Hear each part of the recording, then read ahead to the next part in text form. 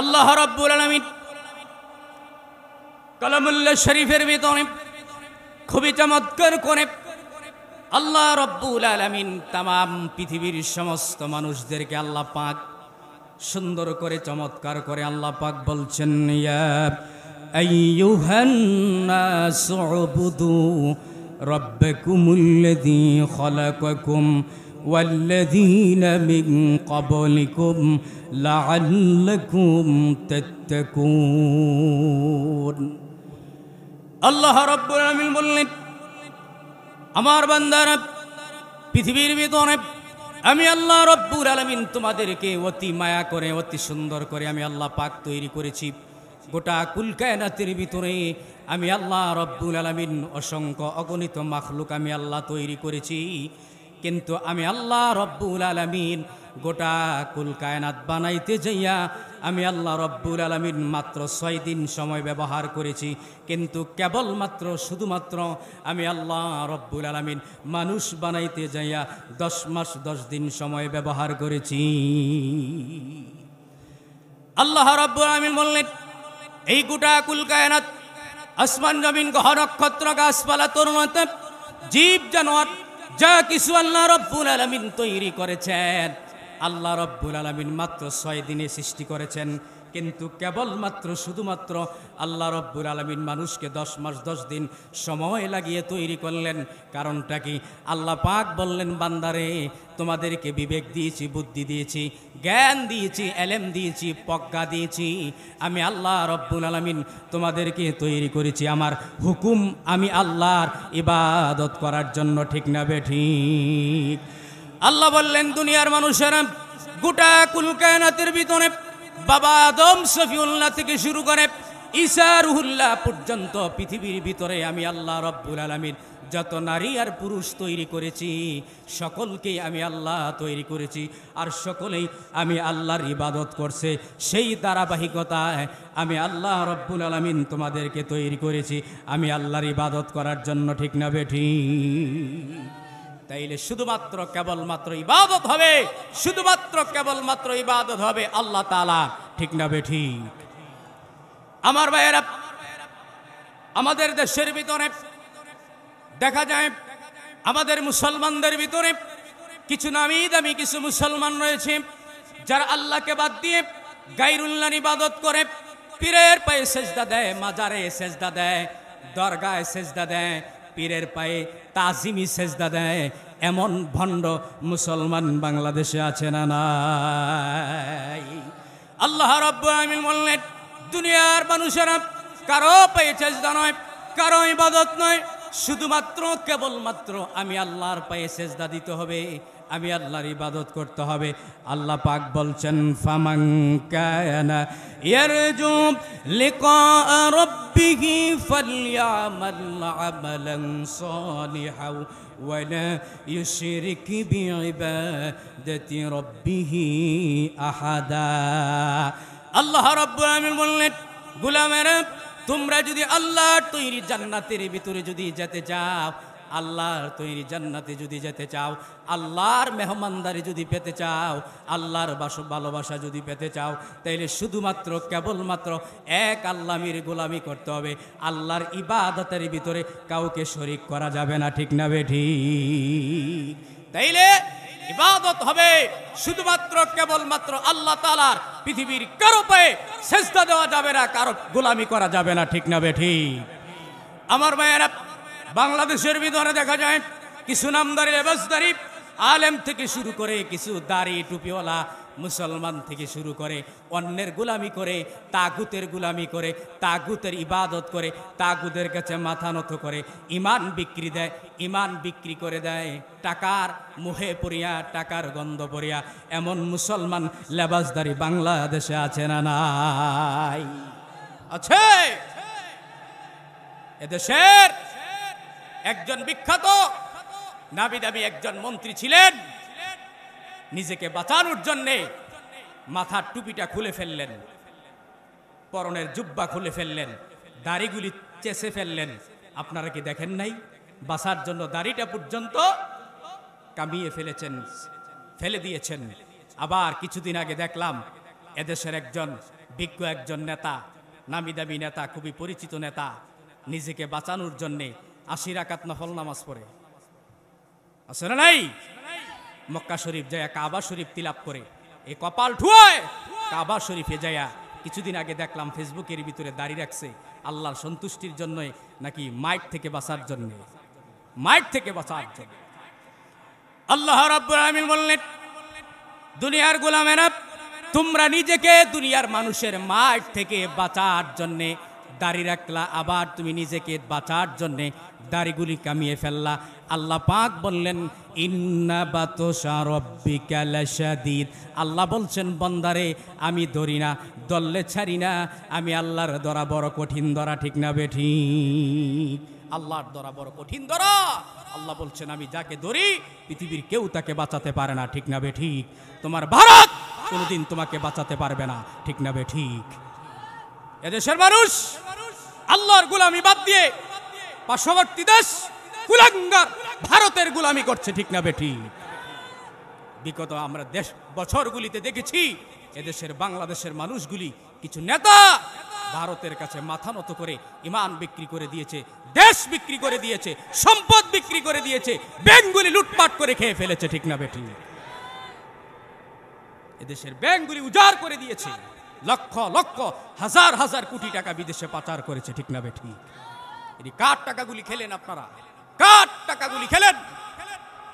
এদেশের শ্রমিক, দিনমজুর, আমলা কামলা, পেশাজীবী, চাকরিজীবী, কষ্টার্জিত ঘাম জড়ানো টাকাগুলি আপনারা লুটপাট করে বিদ্যুতের মাধ্যমে, রাস্তার উন্নয়নের মাধ্যমে আপনারা লুটপাট করে বিদেশের ভিতরে যায় বাড়ি করেছেন। এমন বাংলাদেশে আমরা নেতা দেখি কি দেখি নাই? দেখেছি। আমার ভাইয়েরা, এজন্য আল্লাহ রাব্বুল আলামিন বললেন, কোনো তাগুদের গোলামি করা যাবে না, শুধুমাত্র কেবলমাত্র আল্লাহর গোলামি করতে হবে, আল্লাহর পায়ে সেজদা দিতে হবে, কারো কাছে মাথা নত করতে পারে না। আমার ভাইয়েরা, আমরা দেখেছি বিগত বছরগুলিতে বাংলাদেশের ভিতরে তাগুতের গোলামি করতে যাইয়া এদেশের ইসলামী আন্দোলনের কর্মীদেরকে, হযরতে উলামা ইকরামদেরকে বছরের পর বছর অন্ধকার প্রকোষ্ঠের ভিতরে, কারাগারের ভিতরে হাতে পায়ে বেড়ি লাগায়া, মাথার ভিতরে হেলমেট লাগায়া, আয়নাঘরের ভিতরে দিনের পর দিন, বছরের পর বছর নির্যাতন করেছে, ঠিক না বেঠিক? আল্লাহ বলেন, দুনিয়ার মানুষেরা শোনো, তুমি আয়নাঘর তৈরি করেছো, আমি আল্লাহ রব্বুল আলামিন কিন্তু বহুকাল আগে একটা আয়নাঘর তৈরি করেছি, সে আয়নাঘরের নাম হলো জাহান্নাম, ঠিক না বেঠিক?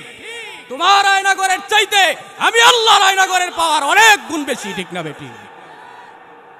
আল্লাহ পাক বলেন, আমি আয়নাঘর তৈরি করেছি, সে আয়নাঘরের নাম হলো জাহান্নাম। আমার ভাইয়েরা, এজন্য আল্লাহ রাব্বুল আলামিন বললেন, দুনিয়ার মানুষেরা শুধুমাত্র কেবলমাত্র আল্লাহর ইবাদত করতে হবে, পৃথিবীর কারো গোলামি করা যাবে না। আল্লাহ পাক অতি সুন্দর করে কোরআন মাজিদের ভিতরে বলছেন, ওয়াকাদা রাব্বুকা আল্লা তা'বুদু ইল্লা ইয়া। আল্লাহ বলেন, বান্দারে, আমার পক্ষ থেকে চূড়ান্ত নির্দেশ হলো, আমি আল্লাহ ছাড়া কারো গোলামি করা যাবে না, কারো আইন মানা যাবে না, কারো বিধান মানা যাবে না, ঠিক না বেঠিক? মানুষের তৈরি মতবাদ দিয়ে, মানুষের তৈরি আইন দিয়ে, মানুষের তৈরি বিধান দিয়ে কোনোদিন সমাজের ভিতরে শান্তির আশা করা যায় না, ঠিক না বেঠিক? আল্লাহ বলেন, আমি 30 পারা কোরআন তোমাদেরকে দিয়েছি, কোরআনকে ফলো করো, কোরআনের আইন মানো, কোরআনের শাসন ব্যবস্থা মানো, সংসদ ভবন থেকে শুরু করে তোমার পরিবার পর্যন্ত আমি আল্লাহ রাব্বুল আলামিন শান্তি দিয়ে দিব, ঠিক না বেঠিক? কোরআন ছাড়া, বিশ্বাস করুন, আল্লাহর শপথ করে বলছি, আল্লাহর আইন ছাড়া, আল্লাহর বিধান ছাড়া, আল্লাহর শাসন ব্যবস্থা ছাড়া কোনোদিন মানুষ মুক্তি পেতে পারে না, ঠিক না বেঠিক? শুধুমাত্র কেবলমাত্র মুক্তির রাস্তা একটাই, সেটা হলো কোরআন। কোরআনের কাছে চলে আসুন, কোরআন আপনাকে মুক্তি দিয়ে দুনিয়া ও আখিরাতে সম্মানিত করে আল্লাহর জান্নাতে পৌঁছে দিবে, ঠিক না বেঠিক? এখানে আপনারা মাদ্রাসা করেছেন, মাদ্রাসার ভিতরে দান করেন, সাদকা করেন, হাফেজ আলেমদেরকে ভালোবাসেন, ঠিক না বেঠিক? এই মাদ্রাসার ভিতরে নুরানি বিভাগ আছে না নাই? হেফজখানা আছে না নাই? রাত্রে 3টার দিকে 2:30টার দিকে উঠে হেফজখানার কচি বাচ্চাগুলি, ছোট ছোট বাচ্চাগুলি, নিষ্পাপ বাচ্চাগুলি, যাদের এখনো পর্যন্ত গুনার বয়স হয় নাই, তারা কোরআন শরীফ মুখস্থ করতেছে, আপনাদের জন্য দোয়া করতেছে। এটা লাভ না লস? এই প্রতিষ্ঠানের দিকে খেয়াল করার দরকার আছে না নাই? আছে। একটা জিনিস মনে রাখবেন, আপনি আপনার সন্তানকে ইঞ্জিনিয়ার বানিয়েছেন, ডাক্তার বানিয়েছেন, প্রফেসর বানিয়েছেন, যত কিছু বানান না কেন একদিন কিন্তু আপনার সন্তান আপনার পর হয়ে যাবে। দেখবেন রব্বির হামহুমা কামা রব্বায়ানি সগীরা, এই দোয়াটা পর্যন্ত আপনার ছেলে পারে না। জানাজার নামাজ পড়তে গেলে ঈদের নামাজ পড়ে, এমন আছে না নাই? কিন্তু আপনি আপনার নিজের কষ্টার্জিত টাকা দিয়ে হেফজখানা চালিয়েছেন, দান করেছেন, সদকা করেছেন, একটা হাফেজের মাথায় হাত বুলিয়ে দিয়েছেন। এই হাফেজ আপনার জন্য যদি দোয়াও না করে, আপনার জন্য যদি দোয়াও না করে, অন্তর থেকে অটোমেটিক আপনার জন্য দোয়া চলে আসবে, ঠিক না বেঠিক? আমার ভাইয়েরা, এজন্য আল্লাহ রাব্বুল আলামিন বললেন, গোলাম তুমি কার ইবাদত করবে?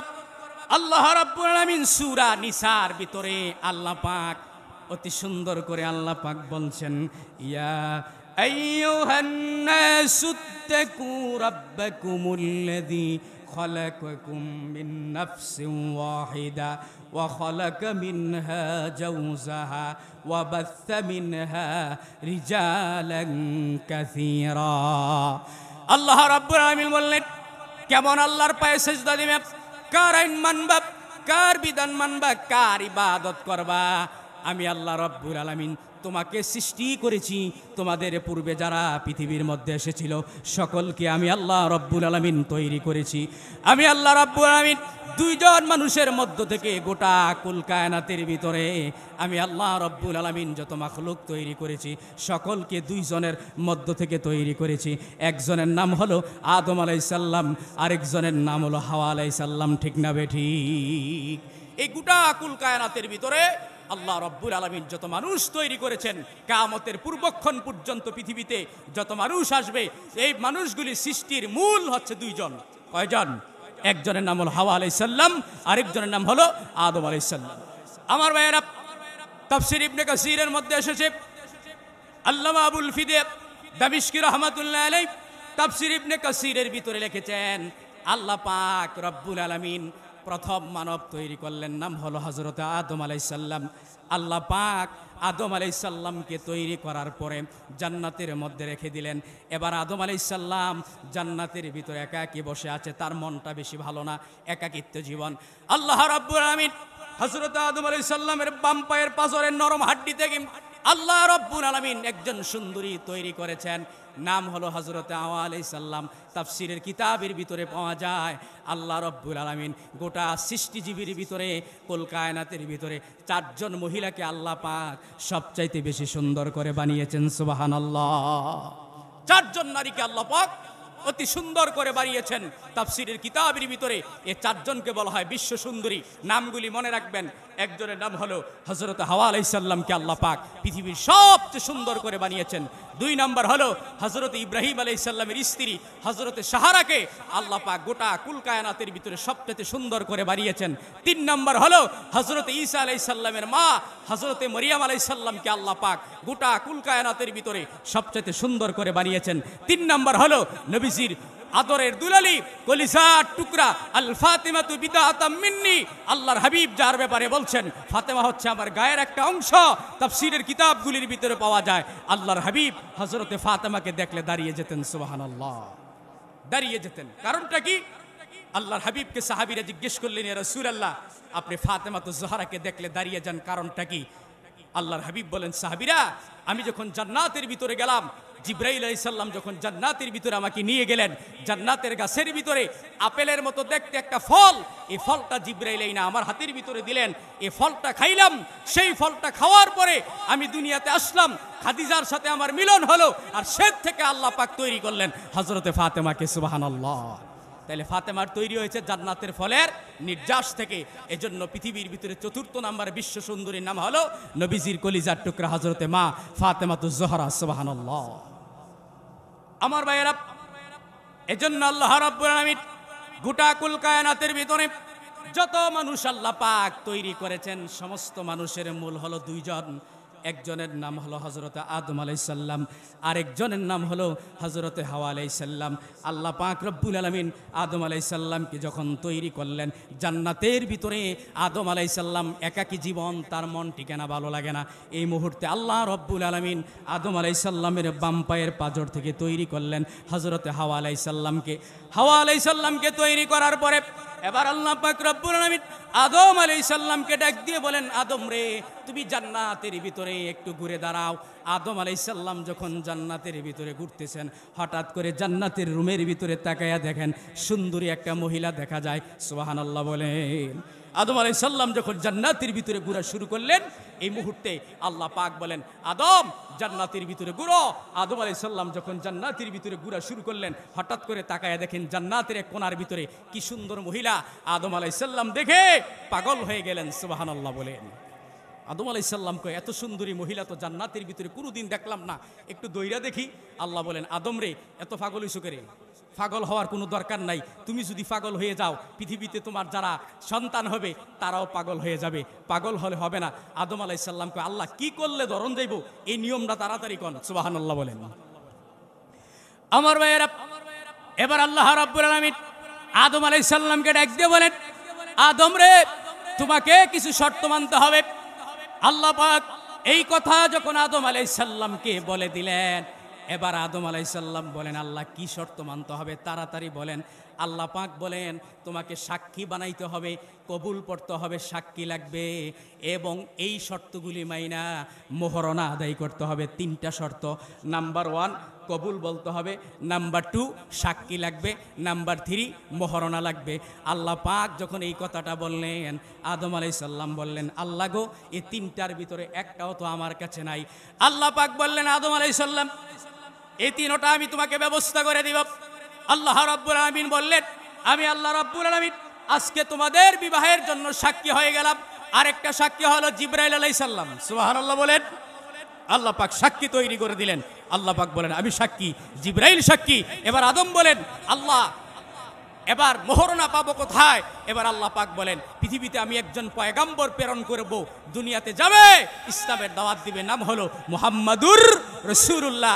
এই মুহাম্মাদুর রাসূলুল্লাহর প্রতি তুমি 11 বার দুরূদ শরীফ পাঠ করো, তোমার মোহরনা আদায় হয়ে যাবে। সুবহানাল্লাহ বলেন। এবার 3 নাম্বার হলো কবুল। এবার তুমি বলো বিসমিল্লাহি কবুল। এই 3টা যখন মানা হয়ে গেল, এবার আল্লাহ পাক বলেন, নাও তুমি তোমার বউ লইয়া যাও, বিদায় হয়ে যাও।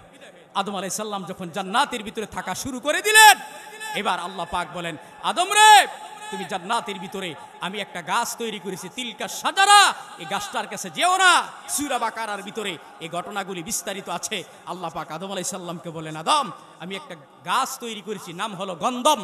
হাদিসের মধ্যে পাওয়া যায়, তাফসীরের কিতাবগুলির ভিতরে পাওয়া যায়। এই ফলটা ছিল কাঁটাযুক্ত ফল, ফলটা ছিল ছোট, কিন্তু এটার বাহিরের আবরণটা ছিল কাঁটা। আল্লাহ পাক বলছেন, এই ফলটা খেও না, এটা বিষাক্ত ফল, যদি খাও কি হবে এটা আর আল্লাহ বলেন নাই। আল্লাহ এতটুকু বলছেন, এই ফল খাওয়া তো দূরের কথা, এই গাছটার কাছে যেও না। সুবহানাল্লাহ বলেন। আমার ভাইয়েরা, গভীর মনোযোগ। এবার আল্লাহ রাব্বুল আলামিন জিবরাইলকে যখন বললেন, আদম আলাইহিস সালামকে যখন বলেন, আদম, এই গাছটার কাছেও যেও না, এই গাছটার ফলও তুমি খেতে পারবা না। এবার আদম আলাইহিস সালামকে যখন আল্লাহ পাক এই অনুমোদন দিয়ে দিলেন, এই নির্দেশ দিলেন, পারমিশন দিলেন, তুমি এই কাজটা তুমি করতে পারবে না। আমার ভাইরা, আল্লাহ পাক বলে দেওয়ার কিছুক্ষণ পরে ইবলিস শয়তান সে জান্নাতের ভিতরে ঢুকলো। আমার ভাইরা, জান্নাতের ভিতরে আল্লাহ পাক একটা মাঠ তৈরি করেছেন, নাম হলো মাজিদ। মাজিদ নামক আল্লাহ রাব্বুল আলামিন জান্নাতের ভিতরে বিশাল বড় একটা মাঠ তৈরি করেছেন, নাম হলো মাজিদ। আল্লাহ রাব্বুল আলামিন ওই মাজিদ নামক মাঠের ভিতরে আল্লাহ পাক জান্নাতীদেরকে আল্লাহ পাক বসায়া একটা কোরআনের সম্মেলনের আয়োজন করবেন। ওই সম্মেলনের ভিতরে প্রধান অতিথি থাকবেন আমার আল্লাহ, বিশেষ অতিথি থাকবেন আমার মুহাম্মাদুর রাসূলুল্লাহ, বিশেষ বক্তা থাকবেন হযরতে দাউদ আলাইহিস সালাম। সুবহানাল্লাহ। আমার ভাইয়েরা, ওই মাজিদ নামক ময়দানের ভিতরে আদম আলাইহিস সালাম যখন ঘোরাফেরা করতেছেন, এই মুহূর্তে ইবলিস শয়তান, শয়তানে মারদুদ ইবলিস শয়তান জান্নাতের ভিতরে ঢুকে গেলেন। জান্নাতের ভিতরে যায় বলেন, হাওয়ারে, এই নাও তোমার জন্য একটা হাদিয়া নিয়ে এসেছি। কি হাদিয়া? এই যে ফল, এই ফলটা যদি তুমি খেতে পারো, আজীবন জান্নাতের ভিতরে থাকবা, কোনোদিন তুমি জান্নাত থেকে বের হতে পারবে না।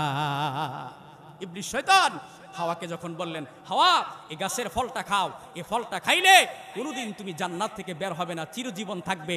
হাওয়া বলেন, এত সুন্দর জান্নাত ফালাইয়া দুনিয়াতে কে যাইতো চায়? সুবহানাল্লাহ।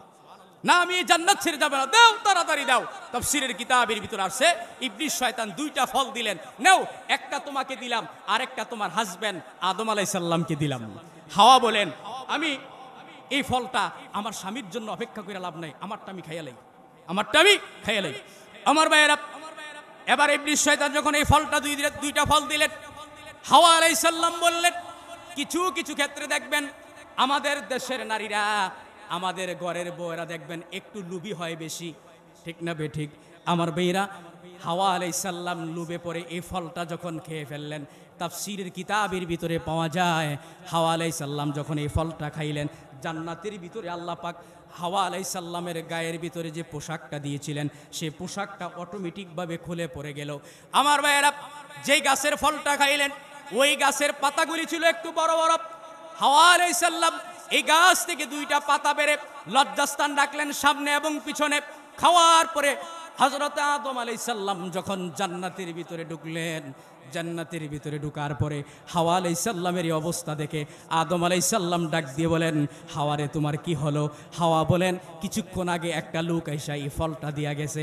আদম আলাইহিস সালাম বললেন, বিবিরে কামড়া করলি কি? সুবহানাল্লাহ। আদম আলাইহিস সালাম বলেন, কামড়া করলা কি? এটা তো আল্লাহর পক্ষ থেকে অর্ডার ছিল, তিলকা সাজারা, এই গাছটার কাছে তো যাও দূরের কথা, এই গাছটার ফলে হয় না, তুমি কামড়া করলা কি? তুমি তো আল্লাহর অর্ডার অমান্য। মাঝখান দিয়ে আরেকটি কথা বলি, হাওয়া আলাইহিস সালাম ওই গাছের ফলটা যখন খাইলেন, গাছের ফলটা খাওয়ার পরে আদম আলাইহিস সালামের স্ত্রী হাওয়া আলাইহিস সালামের লজ্জাস্থান থেকে একটু রক্ত বের হলো। বর্তমানে মহিলাদের মাসিক ঋতুস্রাব যেটা হয় সেটা আসছে কিন্তু জান্নাত থেকে, হযরতে হাওয়া আলাইহিস সালাম থেকে। সুবহানাল্লাহ। এই যে মহিলাদের যে মাসিক ঋতুস্রাব হয় এটা কোথা থেকে আসছে? জান্নাত থেকে। হাওয়া আলাইহিস সালাম যখন জান্নাতের গন্ধম ফলটা খাইলেন, রক্ত বের হয়েছিল। আল্লাহ রাব্বুল আলামিন কিয়ামত পর্যন্ত গোটা নারীদেরকে গজব স্বরূপ এই সিস্টেম জারি করে দিয়েছেন, একমাত্র হাওয়া আলাইহিস সালামের ভুলের কারণে।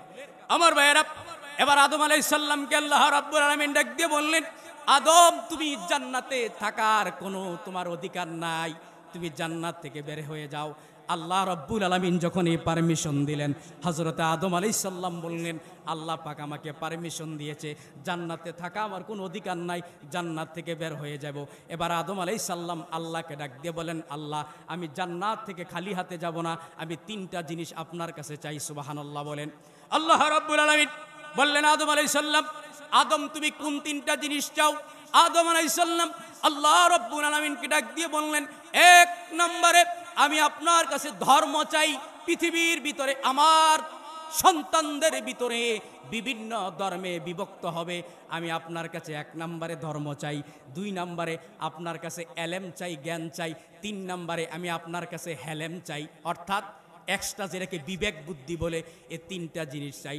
আল্লাহ রাব্বুল আলামিন বললেন, আদম রে তিনটা জিনিস আমি আল্লাহ রাব্বুল আলামিন তোমাকে দিয়ে দিলাম। সুবহানাল্লাহ।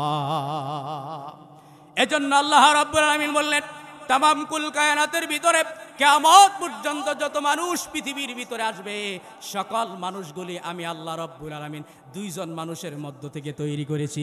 ওই আল্লাহর ইবাদত ছাড়া পৃথিবীর কারো ইবাদত করা যাবে না, ঠিক না বেঠিক? আল্লাহ রাব্বুল আলামিন বললেন, বান্দারে আমি তোমাকে কেমন করে সৃষ্টি করেছি আমি আপনাদেরকে ছোট্ট একটি উদাহরণ দেই। আল্লাহ রাব্বুল আলামিন গোটা কুল কায়নাতের ভিতরে যত মানুষ আল্লাহ রাব্বুল আলামিন তৈরি করেছেন, বান্দারে আমি আল্লাহ রাব্বুল আলামিন তোমাকে পৃথিবীতে পাঠানোর পূর্বেই আমি আল্লাহ রাব্বুল আলামিন তোমার মায়ের স্তনের ভিতরে দুধের ব্যবস্থা করে দিয়েছি। সুবহানাল্লাহ। মুফাসসিরিন কেরাম লিখেছেন, একটা সন্তান পৃথিবীতে আসার আগেই 7 মাস যখন বাচ্চার বয়স হয়ে যায়, তখন থেকে আল্লাহ পাক মায়ের স্তনের ভিতরে আল্লাহ পাক অগ্রিম দুধের ব্যবস্থা করে দেন। সুবহানাল্লাহ। আমার ভাইয়েরা, হাদিসের মধ্যে পাওয়া যায় আল্লাহর হাবিব বলেন, আল্লাহ রাব্বুল আলামিন মায়ের স্তনের ভিতরে যে দুধের বোঁটা দিয়েছেন, আল্লাহ রাব্বুল আলামিন একটা দুইটা ছিদ্র দেন নাই, আল্লাহ রাব্বুল আলামিন 32টা ছিদ্রের ব্যবস্থা দিয়েছেন।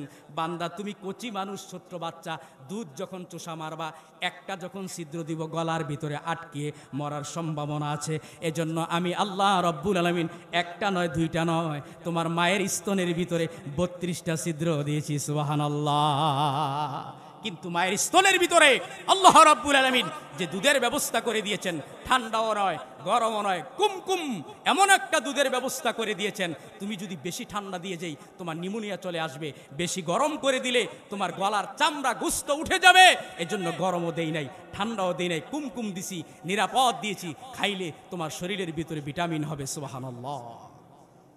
আমার ভাইয়েরা, শুধু এমনটাই না, আল্লাহর হাবিব বলেন বর্তমান সময়ের ভিতরে বা কিছু পূর্বে আমাদের সমাজের ভিতরে একটা কুসংস্কার জারি ছিল। কুসংস্কারটা হলো শালদুধ। শালদুধ বলতো না যে বাচ্চা হওয়ার সাথে সাথে শালদুধটা ফেলে দিত, কিন্তু বর্তমান চিকিৎসা বিজ্ঞান বলছে যেটাকে মানুষ শালদুধ বলে ফেলে দিত, এই শালদুধ বাচ্চার জন্য এতটাই উপকারী, এই দুধ যদি প্রথম দুধটা যদি খাওয়াইয়া দিতে পারে বাচ্চাকে, মৃত্যুর আগ পর্যন্ত তার কোনোদিন হার্টের সমস্যা হবে না, শরীরের ভিতরে মারাত্মক ধরনের কোনো রোগ হবে না। সুবহানাল্লাহ। তো সেই আল্লাহর ইবাদত বাদ দিয়ে আপনি ভান্ডারির দরবারে গেলেন, খাজার দরবারে গেলেন, মাথার ভিতরে চুল রাখছে, চুলের ভিতরে উকুন হইতে হইতে জট বাঁধতে বাঁধতে দুর্গন্ধের কারণে কাছে যাওয়া যায় না, এমন ভণ্ড বাংলাদেশে আছে না নাই? গাছের প্রথম পেঁপেটা পিসাবের এরিয়া দেয়, কিন্তু মার কোনো খবর নেয় না, বাবার খবর নেয় না, এমন কুলাঙ্গার সন্তান আছে না নাই? প্রথম ছাগলের বাচ্চা হইছে, এই বাচ্চা নিয়ে পিসাবের দিয়া দেয়, হুজুর দোয়া কইরা দেন, কিন্তু মার কাছে কোনোদিন দোয়া চায় নাই, এমন সন্তান আছে না নাই? এদেশের ভণ্ডগুলি এদেশের মানুষের ইমানগুলি নষ্ট করে ফেলছে। আপনার কষ্টার্জিত টাকাগুলি, আপনার ঘাম জড়ানো টাকাগুলি দিয়ে তারা এসি মার্সিডিজ গাড়ি দিয়ে ঘুরে, ঢাকাতে বাড়ি করে, বসুন্ধরাতে বাড়ি করে, গুলশানে বাড়ি করে, কি ভিআইপি তাদের জিন্দিগি, কিন্তু আপনি রিক্সা চালাইয়া তাদেরকে টাকা দিচ্ছেন। ঠিক না বে ঠিক? কার কাছে টাকা দিলেন? মাদ্রাসার মাহফিলের জন্য গেলে, মসজিদের মাহফিলের জন্য গেলে ভাঙতি নাই, পরে আইসো, বারবার খালি ঘুরায়, পরে আইসো, পরে আইসো, কিন্তু সব টাকা নিয়ে পীরের দরবারে দিয়েছে। আল্লাহর কসম করে বলি, এদেশের একজন বিখ্যাত, সারা পৃথিবী কাঁপানো, যার আলোচনা শোনার জন্য আজকে তো আমাদের সামনে মিডিয়া আছে, আজ থেকে 15 থেকে 20 বছর আগে মিডিয়ার কোনো নামগন্ধ ছিল না, মিডিয়া ছাড়াই যার মাহফিলে 10 থেকে 15 লক্ষ মানুষ হতো, আল্লামা শহীদ আল্লামা সাইদি রহিমাহুল্লাহ। ঠিক না বেটি?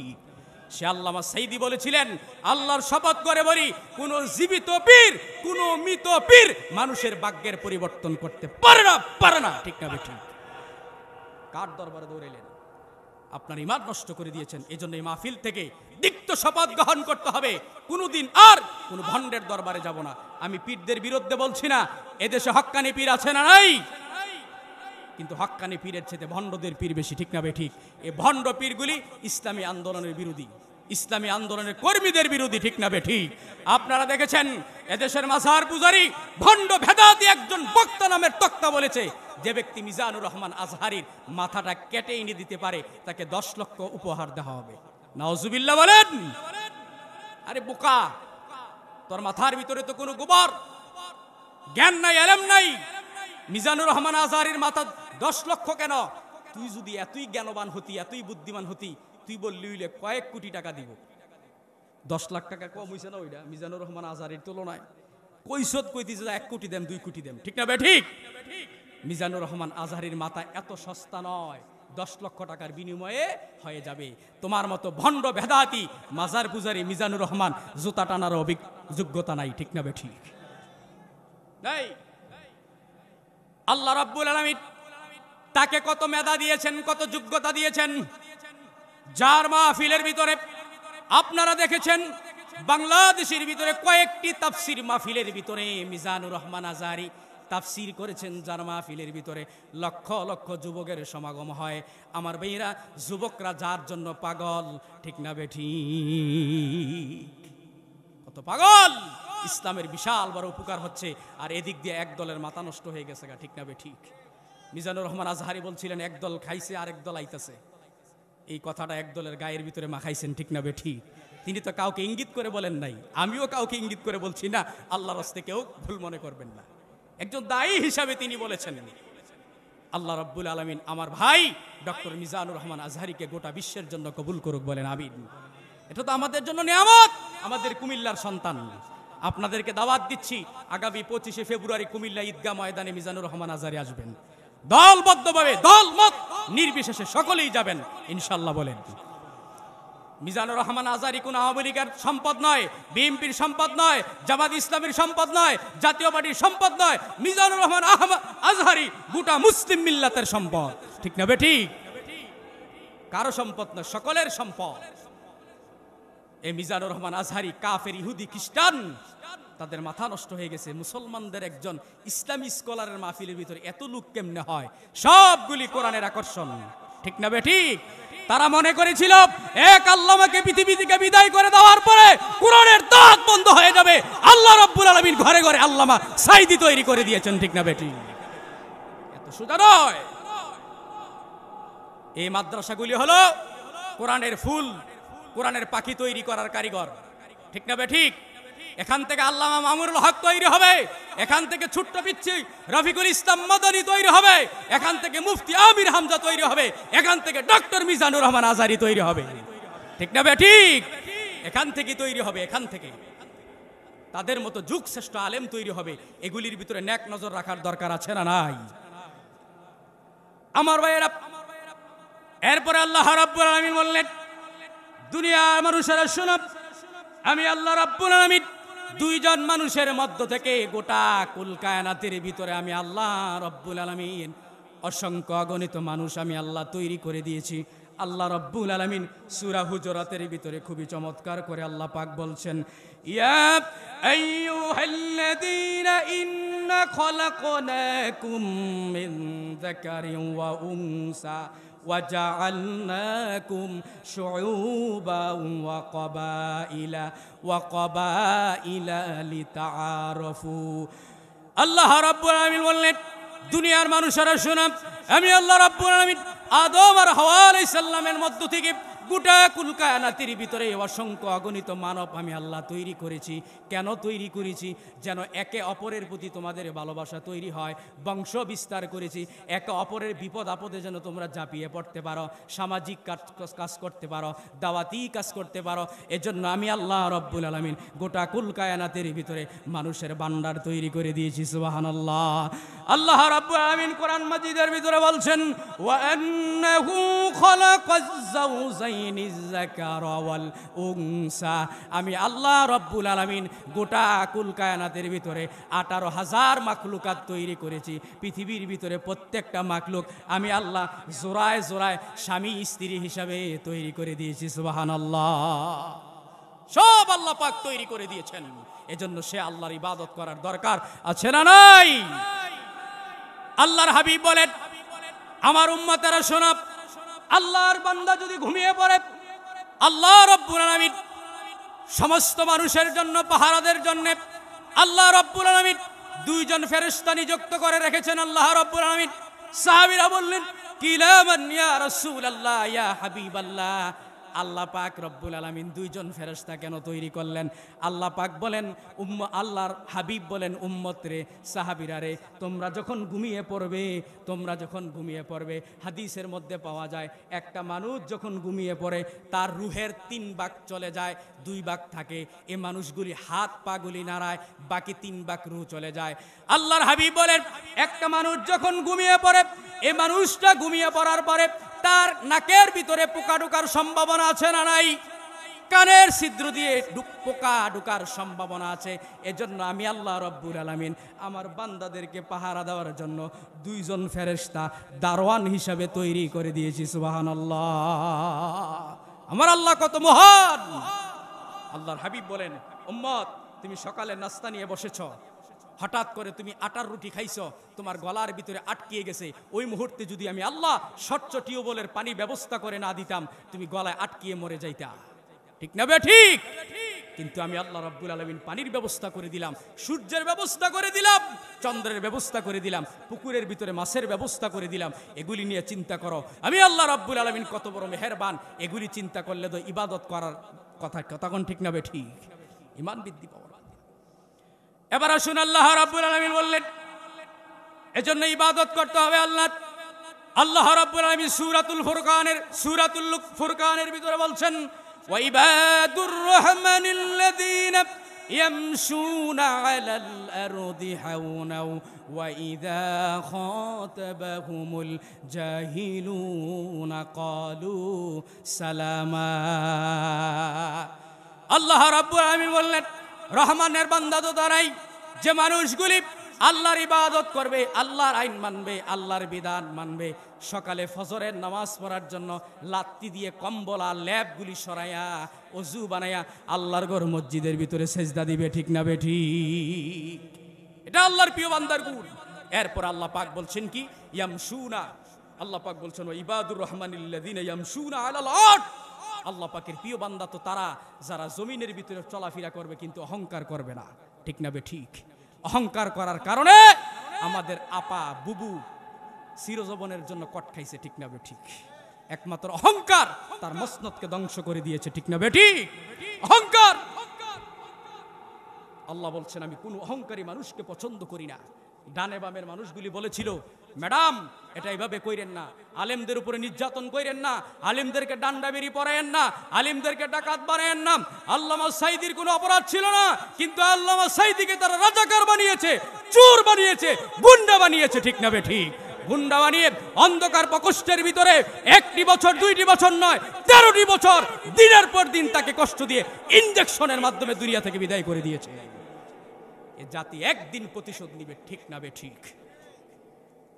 আল্লাহর এ বান্দা বলেছিলেন, কোন নাস্তিক আর মুরতাদ যদি মনে করে এ কোরআনের বাতিকে বন্ধ করে দিবে, কোশ্চিন কালেও সম্ভব নয়। মাটির ভিতরে যদি লুকিয়ে থাকে সেখান থেকেও টেনে হিচড়ে বের করা হবে, তিনি বলেছিলেন। তার ডানে বামে লোকগুলি বলেছিল, ম্যাডাম ইসলামের বিরুদ্ধে আপনি অবস্থান নিয়েন না, আলেমদেরকে নির্যাতন করিয়েন না, মাদ্রাসার ছাত্রদের উপরে নির্যাতন করিয়েন না।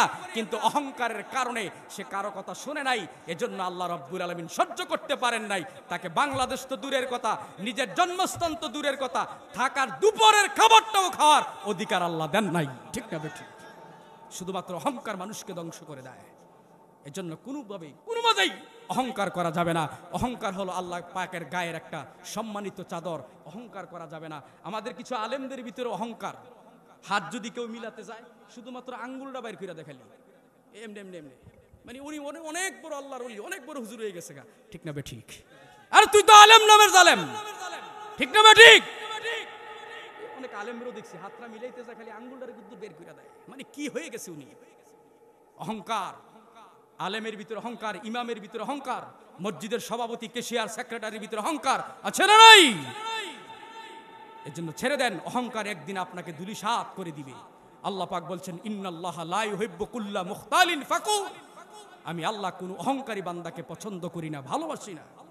অহংকার করা যাবে না। এরপর আল্লাহ রাব্বুল আলামিন বললেন, হিংসা করা যাবে না। আমাদের সমাজের ভিতরে দেখবেন পাশের বাড়ির একজন খুব ধনী হয়ে গেছে, ছেলেগুলি বিদেশ থাকে, একটু ভালো অবস্থানের মধ্যে পৌঁছে গেছে, আশেপাশের প্রতিবেশীগুলা, চাচতো ভাই, বড় ভাই, ভাতিজা, বাগিনা যারা আছে, বন্ধু বান্ধব, হিংসার কারণে শত্রু হয়ে যায়। এমন মুসলমান সমাজের ভিতরে আছে না নাই? হিংসার আগুনে জ্বলে পুড়ে সারকার হয়ে যায়। এই মানুষগুলি রাতের বেলা ঘুমায় কেমনে? এত হিংসা নিয়া কিভাবে ঘুমায় এরা? এত হিংসা রাখে কই? হিংসার আগুনে ভিতরের হাড়, বাল, কলিজা যা আছে সব পুরে সারকার হয়ে যায়। এই জন্য হিংসা করা যাবে না, ঠিক না ঠিক? হিংসা করা যাবে না। আমার ভাইয়েরা, আল্লাহ রাব্বুল আলামিন আপনাদেরকে একটি ছোট্ট একটা উদাহরণ দেই। হিংসা কত বড় মহাপাপ, কত বড় জঘন্য অপরাধ। আল্লাহ পাক দুনিয়ার জমিনের ভিতরে একজন পয়গাম্বর তৈরি করেছিলেন, নাম ছিল হযরতে নূহ আলাইহিস সালাম। আল্লাহ পাক রব্বুল আলামিন নূহ আলাইহিস সালামের সময় একটা প্লাবন দিয়েছিলেন। সেই প্লাবনের পানিগুলা পাহাড়ের চূড়া পর্যন্ত হয়ে গিয়েছিল। আল্লাহ পাক রব্বুল আলামিন নূহ আলাইহিস সালামকে বললেন, নূরে তুমি একটা নৌকা বানাও, একটা কিস্তি তৈরি করো। কিস্তি তৈরি করে তোমার এলাকার উম্মতদেরকে তুমি ঘোষণা করে দাও, যারা এই গজব থেকে, প্লাবন থেকে, বন্যা থেকে বাঁচতে চাও, আল্লাহর দেওয়া এই নৌকার ভিতরে উঠে পড়ো। তাফসীরের কিতাবের ভিতরে পাওয়া যায় হযরতে নূহ আলাইহিস সালাম মাত্র 80 জন উম্মত লইয়া নৌকার ভিতরে উঠেছিলেন। আমার ভাইয়েরা, হযরতে নূহ আলাইহিস সালাম 80 জন উম্মত লইয়া এই নৌকা নৌকার ভিতরে যখন উঠলেন, নৌকা যখন পানির উপরে ভাসতেছে, বন্যার পাশে পানির সাথে নৌকা চলছেই চলছে, এই মুহূর্তে হযরতে নূহ আলাইহিস সালাম তাকাইয়া দেখেন ওই নৌকার ভিতরে ৮০ জন নয় ৮২ জন উম্মত। কয়জন উম্মত? ৮২ জন উম্মত। হযরতে নূহ আলাইহিস সালাম সকলের চেহারাগুলি চিনেন, কিন্তু একজনের চেহারা চিনেন না। হযরতে নূহ আলাইহিস সালাম ওই লোকটার কাছে গেলেন, ডাক দিয়ে বললেন, ভাই তোমাকে তো আমার এই গোত্রের ভিতরে, এই এলাকার ভিতরে কোনোদিন দেখি নাই, তুমি কে? তোমার পরিচয় কি? তোমার বাড়ি কোথায়? ওই লোকটা কোনো কথা বলে না। নূহ আলাইহিস সালাম বলেন, আল্লাহর বান্দারে, তুমি যদি সত্যি অন্য কিছু হয়ে থাকো, আমার এলাকার যদি বাহিরের লোক হয়ে থাকো, আল্লাহর পক্ষ থেকে একজন ফেরেশতা আছে, নাম হলো জিব্রাইল। জিব্রাইল কিন্তু কিছুক্ষণের ভিতরে তোমার পরিচয় আমার কাছে বলে দিবে, তাড়াতাড়ি বলো তোমার পরিচয় কি? ওই লোকটা ডাক দিয়ে বললেন, আল্লাহর পয়গম্বর নূহ নবী, আপনি শুনেন, আমি কোনো মানুষও নই, আমি কোনো জিনও নই, আমি হলাম ইবলিস শয়তান। কি শয়তান? ইবলিস শয়তান। আল্লাহর পয়গম্বর নূহ নবী ডাক দিয়ে বললেন, আল্লাহর বান্দা, এই শয়তান, তুমি কেন নৌকার ভিতরে উঠলা? কারণটা কি? ওই ইবলিস শয়তান ডাক দিয়ে বলেন, আল্লাহর পয়গম্বর নূহ নবী, আপনি ৮০ জন উম্মত নিয়ে স্বস্থানে নিরাপদে পৌঁছে যাচ্ছেন, এই অবস্থা দেখে হিংসায় আমার গা জ্বালা পোড়া করতেছে, আমি সহ্য করতে পারতেছি না। এজন্য চেষ্টা করে দেখি আপনার উম্মতের মধ্য থেকে কিছু ধোঁকা দিতে পারি কিনা, চাবি দিতে পারি কিনা। আল্লাহর পয়গম্বর নূহ নবী ডাক দিয়ে বললেন, তোমার তো স্পর্ধা কম না, তোমার শাস্তি হওয়া দরকার। ইবলিস শয়তান বললেন, নবীরা কিন্তু খুব মারাত্মক, যদি তারা শাস্তি দেয়, এই শাস্তির থেকে বাঁচার কোনো সুযোগ নাই। আল্লাহর পয়গম্বর নূহ নবীকে ইবলিস শয়তান ডাক দিয়ে বললেন, আল্লাহর পয়গম্বর নূহ নবী, আমাকে আপনি ছেড়ে দেন, শাস্তি দেওয়ার কোনো দরকার নাই। আল্লাহর পয়গম্বর নূহ নবী বললেন, তোমাকে এভাবে যেতে দেওয়া যাবে না, অবশ্যই তোমাকে শাস্তি দিতে হবে। ওই ইবলিস শয়তান বললেন, না, আমাকে ছেড়ে দেন, আমাকে যদি আপনি নিরাপদে ছেড়ে দেন, আপনাকে দুইটা আমলের কথা বলবো, বড় ধরনের আমলের কথা বলবো। কি আমল বলবো? কিভাবে কি আমলের কথা বলবো? আমি দুনিয়ার ভিতরে যত আল্লাহর বান্দা আসবে, সমস্ত বান্দাদেরকে দুইটা জিনিসের মাধ্যমে ধোঁকা দেই, একটা হলো হিংসা, আর একটা হলো লোভ। নাউজুবিল্লাহ। দুইটা জিনিসের মাধ্যমে আমি মানুষের অন্তরের ভিতরে ধোঁকা দেই, একটা হলো হিংসা, আর একটা হলো লোভ। হিংসা সমাজের ভিতরে আসে না? নাই। আজকের এই মাহফিল থেকে নিয়ত করেন, আমি কোনোদিন কারো বিরুদ্ধে হিংসা করব না। ২ নাম্বার, আমি কারো বিরুদ্ধে কোনো কিছুর উপরে লোভ করব না। লোভ মানুষকে এমন একটা অবস্থায় নিয়ে যায়, তার শেষ পর্যন্ত অস্তিত্ব নষ্ট হয়ে যায়। এই জন্য আল্লাহর হাবিব বলছেন, আমার উম্মতকে 3টা জিনিস মানুষকে ধ্বংস করে দেয়। 3টা জিনিস আমার উম্মতকে ধ্বংস করে দিবে। নাম্বার 1 অহংকার, নাম্বার 2 হিংসা, নাম্বার 3 লোভ। এই 3টা জিনিস যদি কোনো মানুষের ভিতরে থাকে, এ মানুষের অস্তিত্ব বিলীন হয়ে যাবে, ব্যক্তিত্ব নষ্ট হয়ে যাবে, সে একদিন সর্বহান সারা হয়ে যাবে, তার সব কিছু একদিন ধ্বংস হয়ে যাবে। এই জন্য এই 3টা গুণ আমাদের ভিতর থেকে ডিলিট করার দরকার আছে না নাই? আমার ভাইয়েরা, এরপর আল্লাহ রাব্বুল আলামিন বললেন, বান্দা আমার ইবাদত করতে হবে, অহংকার করা যাবে না। আল্লাহর হাবিব বলেন, তাফসীরের কিতাবগুলির ভিতরে পাওয়া যায়, গোটা দুনিয়ার ভিতরে, কুল কায়নাতের ভিতরে, সৃষ্টির ভিতরে সর্বপ্রথম যে পাপটা সংগঠিত হয়েছিল, সে সর্বপ্রথম পাপের নাম হলো অহংকার। নাম কি? জোরে বলেন। কি নাম? আরো জোরে বলেন। অহংকার। অহংকার ছাড়া পৃথিবীতে এর আগে আর কোনো পাপ সংগঠিত হয় নাই। সেই অহংকার সর্বপ্রথম পাপটা সংগঠিত হয়েছিল জান্নাত থেকে। কোথা থেকে? জান্নাত থেকে। এজন্য অহংকার হলো পৃথিবীর সর্বপ্রথম পাপ। এই পাপটা সংগঠিত হয়েছিল আদম আর ইবলিস। আল্লাহ পাক যখন ইবলিসকে বললেন, উসজুদ লি আদম, তুমি আদমের পায়ে সেজদা করো, তখন ইবলিস বলছিল, হ্যাঁ, আমি হলাম আগুনের তৈরি, মাটির তৈরি মানুষের কাছে আমি কেন মাথা নত করব? অহংকার করেছিল না? অহংকার করার কারণে ইবলিসকে আল্লাহ পাক, ছিল ফেরেশতাদের সাইয়্যিদুল মালায়েকা, ফেরেশতাদের সর্দার, কিন্তু অহংকার করার কারণে আল্লাহ পাক মানাই দিলেন ইবলিস শয়তান। ঠিক না বে ঠিক? এজন্য অহংকার করা যাবে না আমার ভাইয়েরা। এরপর আল্লাহ রাব্বুল আলামিন বললেন, গোলামেরা শোনো, অহংকার করা যাবে না। এজন্য আল্লাহর ইবাদত করতে হবে। ভিন্ন দিকে গুনাহ হলো অহংকার।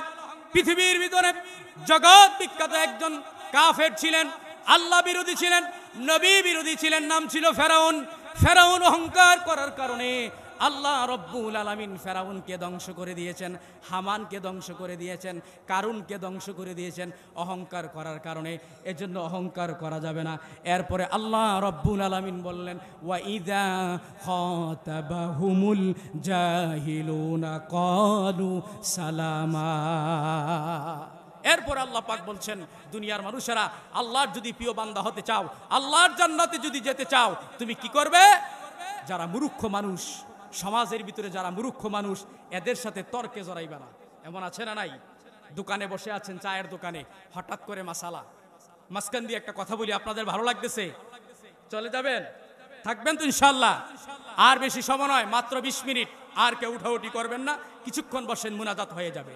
আমাদের সমাজের ভিতরে দেখবেন চায়ের দোকানে, টিভির দোকানে, চায়ের স্টলের ভিতরে, হোটেলের ভিতরে দেখবেন কিছু মুফতি বসা থাকে। কি বসা থাকে? মুফতি।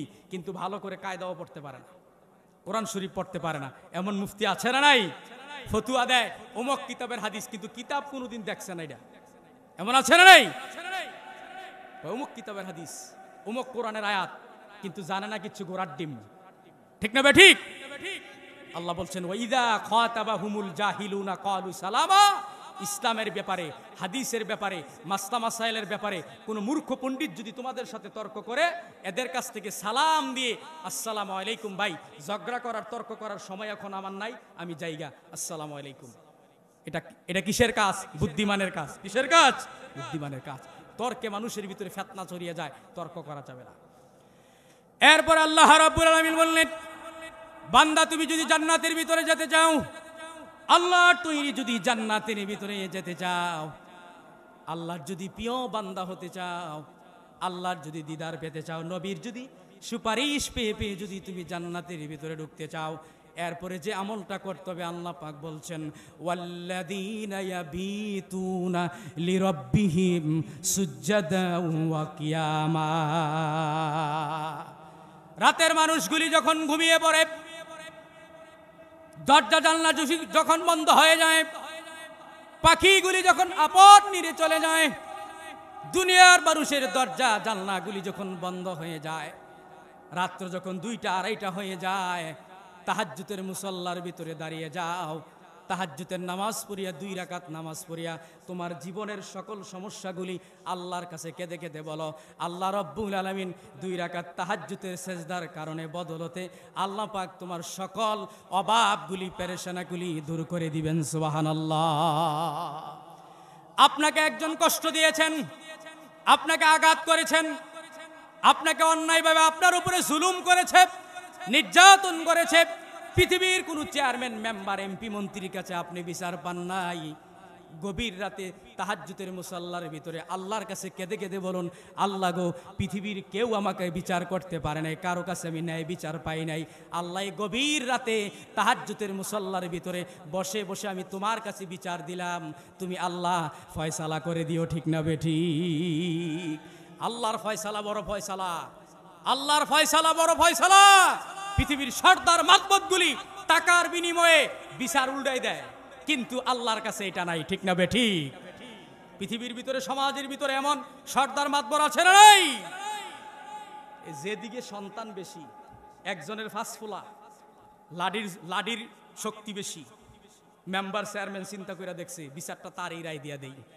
রিক্সাওয়ালা, ব্যানগাড়িওয়ালা, ঠেলাওয়ালা, দিনমজুর, কষ্ট করে খায়, তার পক্ষে কোনো বিচার নাই।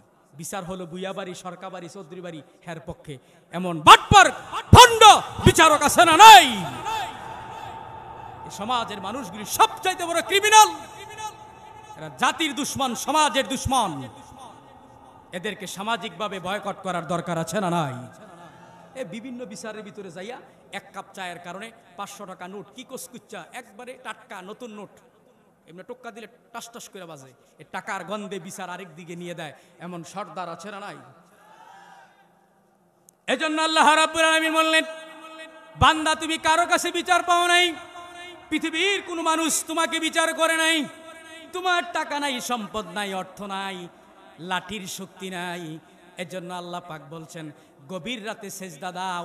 হাদিসের মধ্যে পাওয়া যায়, সাহাবীরা তোমরা শুনে রাখো, পৃথিবীর সব কিছু মিস হতে পারে, পিস্তলের বুলেট মিস হতে পারে, কামানের বুলেট মিস হতে পারে, কিন্তু তাহাজ্জুদের সময় আল্লাহর কাছে যে দোয়া করে এই দোয়া আল্লাহর কাছ থেকে ফেরত আসে না। সুবহানাল্লাহ। বুখারী শরীফের ভিতরে হাদিসের মধ্যে পাওয়া যায়, আল্লাহর হাবিব বলেন, আল্লাহ রাব্বুল আলামিন দিন রাত 24 ঘন্টার ভিতরে আল্লাহ পাক দ্বিতীয় আসমানের মধ্যে চলে আসেন। দ্বিতীয় আসমানে একটা জায়গার নাম হলো বাইতুল ইজ্জাত, সম্মানিত একটা জায়গা। ওই জায়গার ভিতরে গভীর রাতে এসে এসে আল্লাহ পাক ডাক দিয়ে বলেন, ইয়া আবদি, হে আমার বান্দা, তোমার মনে যত ব্যথা আছে, বেদনা আছে, কষ্ট আছে, তোমার বাচ্চা হয় না, পীরের দরবারে যাও না, তোমার চাকরি হয় না, পীরের দরবারে মান্নত কইরো না, তোমার এই সমস্যা, কারো কাছে যাও না, গভীর রাতে সেজদায় লুটায়া পড়ে আমি আল্লাহর কাছে চাও।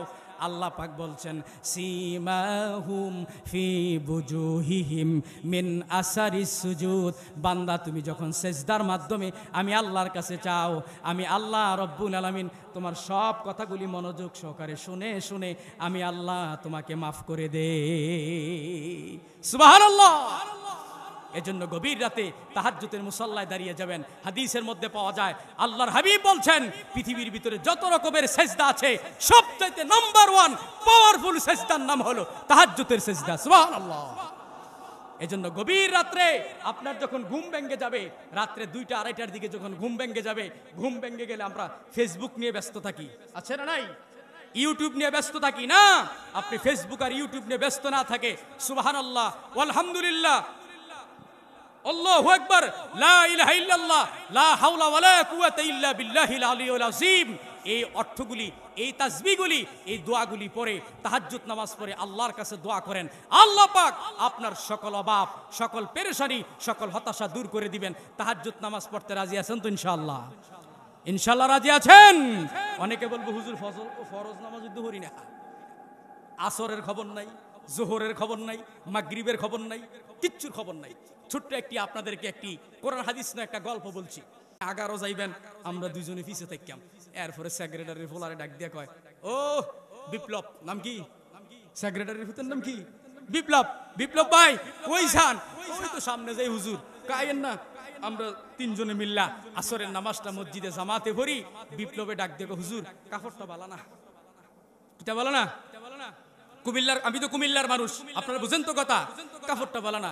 সমস্যা নাই, আমার কাছে লুঙ্গি আছে, কাপড়ের কোনো চিন্তা করার দরকার নাই। এরপরে হুজুর মনটা তো ভালো না, মনটা ঠিক নাই। কি ঠিক নাই? মনটা ঠিক নাই। আচ্ছা, মন যেমনই আছে কোনো সমস্যা নাই, যেটা আছে এটা লইই ফরেন। শেষ পর্যন্ত সব যখন ঠিকঠাক করে আনছে, ওই বিপ্লব সেক্রেটারির ফুতে ডাক দিয়ে কয়, হুজুর আমনের ওই ঠিক নেই। আপনারা হুজুরই ঠিক নেই, কার পিছে নামাজ পড়াম? চিন্তা করে দেখেন কেমন ধরনের বাটফার ব্রিগেডিয়ার, ঠিক না বেঠি? তো হুজুর আপনারই ঠিক নাই। এজন্য ফরজ পড়তে হবে, তাহাজ্জুদ পড়তে হবে। রাজি আছেন? অনেক মুরব্বি মসজিদের ভিতরে বসে থাকে, কোনো কাজ নাই, আজে বাজে কথা বলে সময় কাটিয়ে দেয়। এই সময়গুলি না কাটিয়ে 2 রাকাত নফল পড়েন, তাসবিহ পড়েন, দরকার আছে না নাই? রাতের গভীরে দাঁড়িয়ে তাহাজ্জুদ পড়েন, আল্লাহ পাক আপনার রিজিকের অভাব দূর করে দিবে। কোনো পৃথিবীর কোনো কারো কাছে মান্নত নয়, আল্লাহর কাছে কেঁদে কেঁদে বলেন, আল্লাহ পাক আপনার দুনিয়া ও আখিরাতকে সহজ করে দিবেন। ঠিক না বেঠিক? এবার আসুন, আল্লাহ রাব্বুল আলামিন বললেন, বান্দা তুমি যদি তাহাজ্জুদের গভীর মুসাল্লার ভিতরে যদি দাঁড়িয়ে যাও, তোমার কি ফায়দা হবে? আল্লাহ রাব্বুল আলামিন বললেন, ফাতাহাজ্জাদ বিহি নাফিলাতান লাকা আসা আন ইয়াবআথা রাব্বুকা মাকামান মাহমুদা। আল্লাহ বলেন, বান্দা তুমি যদি তাহাজ্জুদ পড়ো, এই গভীর ভালো উন্নত মানের নফল নামাজটা যদি পড়ো, মাকামাম মাহমুদা, আমি আল্লাহ রাব্বুল আলামিন তোমাকে জান্নাতের সর্বোচ্চ মাকাম দান করব। সুবহানাল্লাহ। আল্লাহর হাবিব বলছেন, আমার কোন উম্মত যদি 4টা আমল করে, পৃথিবীতে তার কোনোদিন রিজিকের অভাব হবে না। কিসের অভাব হবে না? রিজিকের অভাব হবে না। নাম্বার 1, যদি আমার কোন উম্মত যদি অজু অবস্থায় থাকে, কি অবস্থায় থাকে? অজু অবস্থায়। দ্বিতীয় নাম্বার হলো বেশি বেশি দান সদকা করবেন। কি করবেন? কথা হয় না, কি করবেন? দান সদকা। ওই দান করে মানুষ দান করার জায়গা পায় না। রাস্তার ভিতরে লাল শালু লাগাইয়া এত বড় একটা ড্যাগ, উপর দিয়া লাল কাপড় লাগাই দিয়া রাখছে, ছোট্ট একটা ছিদ্র রাখছে, এই ছিদ্র দিয়া টাকা দেয়। এই টাকা আপনি কাকে দিলেন? কাকে দিলেন? কিছু কিছু মানুষ আছে মাজারের মধ্যে যায়, খালি পায়ে হাঁটে। জিজ্ঞেস করলাম খালি পায়ে হাঁটলেন কেন? পীর সাহেবের সাথে বেয়াদবি হবে, নাউজুবিল্লাহ বলে। অথচ নবীজির রওজার মোবারকের কাছে যাইয়া জুতা পাও দিয়ে হাঁটতেছে, কিন্তু পীর সাহেবের দরবারে এসে কি করে? খালি পায়ে হাঁটে। এও সামনে হাঁটে না, পিছের দিকে হাঁটে। পিছন দিলে পীর সাহেবের ফিট যাবে, মুখ সামনে দিয়ে পিছের দিক দিয়ে হাঁটে। কেমন ধরনের কুসংস্কার আমাদের সমাজের ভিতরে আছে না নাই? আমার ভাইয়েরা, সর্বশেষ কথা হলো, আল্লাহ পাক বলেন, বান্দা তাহাজ্জুদের নামাজ যদি পড়ো, আমি আল্লাহ রাব্বুল আলামিন জান্নাতের ভিতরে এমন এক জায়গা রেখেছি। আল্লাহর হাবিব বলেন, সাহাবীরা রে, তোমরা যদি কন্টিনিউ যদি তাহাজ্জুদ নামাজ পড়তে পারো, আল্লাহ পাক জান্নাতের ভিতরে একটা স্পেশাল একটা ঘরের ব্যবস্থা রেখেছেন। এই ঘর দিয়ে তাহাজ্জুদ গুজারি বান্দা ছাড়া আর কেউ প্রবেশ করবে না। সুবহানাল্লাহ। এবার আসুন, সর্বশেষ কথা হলো, আল্লাহর হাবিব বলেন, এই দুনিয়া ক্ষণস্থায়ী, কেউ দুনিয়ার ভিতরে থাকবে না। এই যে আমি কুমিল্লা থেকে বক্তা আসলাম, এমন হতে পারে রাস্তার ভিতরে গাড়ি অ্যাক্সিডেন্ট করেও আমি শেষ নিঃশ্বাস ত্যাগ করতে পারি, ঠিক না বে ঠিক? আমার ভাইরা, পৃথিবীটা ক্ষণস্থায়ী, একদিন কিন্তু মাটির ভিতরে ঘুমাইতে হবে। আমি সর্বশেষ আর লম্বা করব না। আল্লাহ রব্বুল আলামিন গোটা পৃথিবীর ভিতরে 4 জন বাদশা, ক্ষমতাশীল বাদশা তৈরি করেছিলেন। 2 জন ছিল কাফের, 2 জন ছিল মুসলমান। মুসলমানের মধ্য থেকে একজনের নাম ছিল বাদশা সুলাইমান, 3য় জনের নাম ছিল বাদশা জুলকারনাইন। সুবহানাল্লাহ বলেন। আমার ভাইরা, বাদশা সুলাইমানকে আল্লাহ রাব্বুল আলামিন এত বড় পাওয়ার দিয়েছিলেন। আল্লাহ রাব্বুল আলামিন সুলাইমান আলাইহিস সালামকে একটা সিংহাসন দিয়েছিলেন, তক্তে সুলাইমানি। এটা ইঞ্জিন ছাড়া, তেল ছাড়া, ডিজেল ছাড়া, পেট্রোল ছাড়া, হুকুমের ইশারায় একটা টান দিয়া এক জায়গার ভিতর থেকে আরেক জায়গায় নিয়ে যাইতেন। সুবহানাল্লাহ। আমার ভাইয়েরা, হযরত সুলাইমান আলাইহিস সালাম এই তক্তে সুলাইমানির ভিতরে বসে বসে গোটা দুনিয়া 2 বার সফর করেছেন। কত বড় ক্ষমতা আল্লাহ পাক দিয়েছেন। শুধু এমনটাই নয়, বাদশা জুলকারনাইন, আল্লাহ রব্বুল আলামিন বাদশা জুলকারনাইনকে 1400 বছর হায়াত দিয়েছিলেন। আল্লাহ রব্বুল আলামিন তাকে এত ক্ষমতা দিয়েছিলেন, গোটা পৃথিবী আল্লাহ রব্বুল আলামিনের হুকুমে 2 বার তিনি সফর করেছেন। সুবহানাল্লাহ। আমার বাইরে এই মানুষগুলি কিন্তু দুনিয়ার জমিনে নাই, কবরের ভিতরে, ঠিক না বে ঠিক? আমার ভাইয়েরা, ফেরাউনকে আল্লাহ রাব্বুল আলামিন এত বড় ক্ষমতা দিয়েছিলেন, যার ইশারায় মানুষ উঠত বসত, যার হুকুমের ছাড়া কোনো কিছু হতো না। কিন্তু ফেরাউনকেও কিন্তু আল্লাহ রাব্বুল আলামিন দুনিয়া থেকে বিদায় করে দিয়েছেন। মিশরের পিরামিডে আপনার কি কঙ্কাল বানিয়ে, মূর্তি বানিয়ে রেখেছেন, একদিন কিন্তু মরতে হয়েছে, ঠিক না বে ঠিক? আমার ভাইয়েরা, পৃথিবীর ভিতরে কোরআনের একজন দুশমন ছিল, নাম ছিল আবু লাহাব, যার ব্যাপারে আল্লাহ রাব্বুল আলামিন সূরা লাহাব নাজিল করেছেন। আবু লাহাব কিন্তু এমন ভাবে মৃত্যু হয়েছে, জঙ্গলের ভিতরে পড়েছিল। আমার ভাইয়েরা, লাশটা দাফন করার মতো কোনো সুযোগ ছিল না। কিন্তু বাংলাদেশের ভিতরে আমরা একজনকে জাতির জনক বানাই, তার কিন্তু জানাজা পড়ারও কোনো সুযোগ ছিল না, ঠিক না বেঠি? যুগে যুগে ফেরাউন আসবে, যাবে, কিন্তু কোরআনের কিঞ্চিত পরিমাণ কেউ ক্ষতি করতে পারবে না। সব একদিন মাটির সাথে ধূলিসাৎ হয়ে যাবে, ঠিক না বেঠি? আমার ভাইয়েরা, এজন্য কোরআনের সাথে সম্পর্ক রাখার দরকার আছে না নাই? আল্লাহর হাবিব বলেন, মাদ্রাসার ভিতরে যদি তুমি সম্পর্ক রাখো, আলেমদের সাথে যদি সম্পর্ক রাখো, আল্লাহ রাব্বুল আলামিন রোজ হাসরের ময়দানে আলেমদের সাথে সম্পর্ক রাখার কারণে আল্লাহ রাব্বুল আলামিন তোমাকে জান্নাত দিয়ে দিবেন। সুবহানাল্লাহ। এই যে ছোট ছোট বাচ্চাগুলি হেফজখানার ভিতরে পড়ে, তাদের সিনার ভিতরে কোরআন আছে না নাই? আল্লাহ পাক বলছেন, লাউ আনজালনা হাযাল কুরআনা আলা জাবালিন লারাইতাহু খাশিআম মুতাসাদ্দিআম মিন খাশিয়াতিল্লাহ। আল্লাহ পাক কোরআন মাজিদের ভিতরে বলছেন, আল্লাহ পাক কোরআনকে পাহাড়ের উপরে নাজিল করার জন্য চাইছিলেন, কিন্তু পাহাড় এই বার বহন করার ক্ষমতা ছিল না। কিন্তু আল্লাহ রাব্বুল আলামিন মানুষের অন্তরের ভিতরে গোটা 30 পারা কোরআন ফিট করে দিয়েছে। সুবহানাল্লাহ। আল্লাহর হাবিব বলছেন, আমার কোন উম্মত যদি কোরআনের হাফেজের মাথার ভিতরে হাত বুলাইয়া দেয়, যতগুলি চুলের উপর দিয়ে হাতটা অতিক্রম করবে, ততগুলি নেক আল্লাহ পাক তার আমল নামায় লিখে দিবেন। সুবহানাল্লাহ। অনেকে হুজুর দেখলে কয় কাটমোল্লা আছে না নাই? এ ওই যাইতেছে, আরে কি ফুংডার ফুংডারে হেফজখানাত পড়ে, আরে বাপরে যেই জাউরার জাউরা, এমন বুড়া আছে না নাই? মুরব্বীরা রাগ করে না, মুরব্বীরা বেশি কয়, ওই যায় রে ফুংডারা। আর ছোটবেলার থেকে একটা কথা শুনে আসছি, বাপের 5 জন ফুত, এর ভিতর থেকে যেটা ফুঙ্গা এটারে বলে মাদ্রাসা দেয়। এমন কথা শুনছেন না আপনারা? এটা ডাহা মিথ্যা কথা। আরে যার নসিব পালাতে মাদ্রাসা দেয়, ঠিক না বেটি? সকলের ফুতায় তালেম হইতারে না, সকলের ফুতায় হাফেজ হইতারে না, এটা তকদির লাগে, ঠিক না বেটি? এটা তকদির লাগে। আমার একটা ছেলে 2টা মেয়ে, আমার ছেলেটা হাফজ শেষ করেছে 3 মাস হইছে, আলহামদুলিল্লাহ বলেন। এখন কিতাবখানাত পড়তেছে, এটা তকদির লাগে, তকদির। আমার ক্লাসের ভিতরে কত ছাত্র ছিল, কেউ তো বক্তা হয় নাই, কিন্তু আল্লাহ রাব্বুল আলামিন আমাকে টেজে বসিয়ে রেখেছেন, সুবহানাল্লাহ। প্রায় দিন প্রতিনিয়ত এই টেজের ভিতরে কথা বলার মতো আল্লাহ পাক আমাকে কবুল করে দিয়েছেন, এজন্য তকদির, তকদির।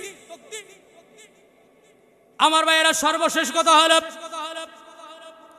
একজন লোক ঘুমিয়ে বললেন, ঘুমিয়ে পড়ার পরে হঠাৎ করে ঘুমের ভিতরে আল্লাহর বান্দা স্বপ্নে দেখতেছেন এই লোকটা মৃত্যুবরণ করছে, জাহান্নামের আগুনের ভিতরে জ্বলতেছে, কবরের ভিতরে না তাকে শোয়া দেওয়া হয়েছে।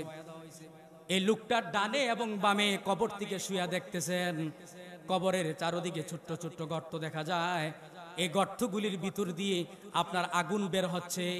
হঠাৎ করে লোকটার ঘুম ভেঙে গেল, দৌড়ে চলে গেলেন জগৎ বিখ্যাত একজন আলেমের কাছে, যা বলেন, হুজুর আমি ঘুমের ভিতরে এই স্বপ্ন দেখেছি।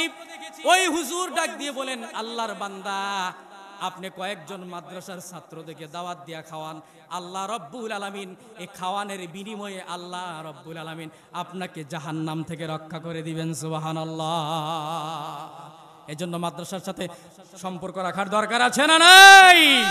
এদেশের একজন কুখ্যাত নেতা বলেছিলেন, নাস্তিক আর মুরতাদ বলেছিলেন, এদেশে নাকি ব্যাঙের ছাতার মতো মাদ্রাসা হচ্ছে, ঠিক না বেটি?